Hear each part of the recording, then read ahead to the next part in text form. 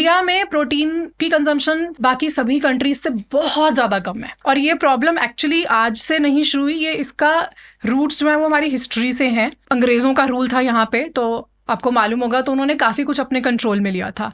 उन्होंने फार्मर्स के ऊपर भी बहुत सारी चीज़ें, उन्होंने एग्रीकल्चर को कंट्रोल में लिया था, और वहीं से उन्होंने एक्चुअली उन क्रॉप्स पे फोकस करना शुरू कर दिया जिससे फ़ायदा मुनाफा ज़्यादा हो, और उन क्रॉप्स की प्रोडक्शन को कम कर दिया जिनसे फ़ायदा नहीं हो रहा। तो वहीं से प्रोटीन की प्रोडक्शन कम होने लग गई, मतलब दालें और ये सब चीज़ें काफ़ी घटा दी गई, और कार्ब्स पे बहुत फोकस कर दिया गया।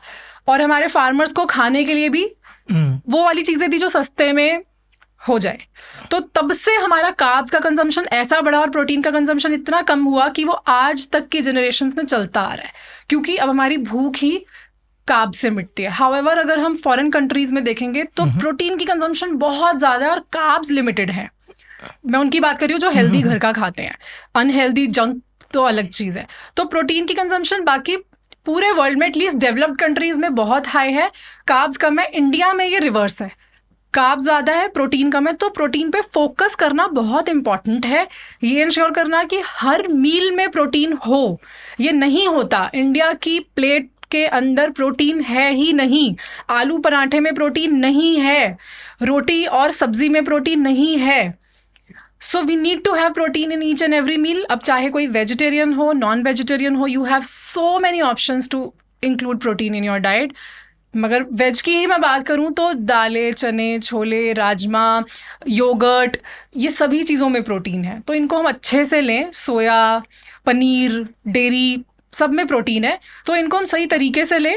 माना कि एक कटोरी दाल से आपको पूरा प्रोटीन नहीं मिलेगा, मगर आप पूरे दिन में अगर प्रोटीन की कंजम्पशन पे ध्यान देंगे तो प्रोटीन को बढ़ाया जा सकता है। प्रोटीन के सप्लीमेंट्स भी अगर हम देख के लेते हैं, प्लांट बेस्ड प्रोटीन सप्लीमेंट्स बहुत अच्छे मिलते हैं आजकल मार्केट में, उनको हम इंक्लूड करें।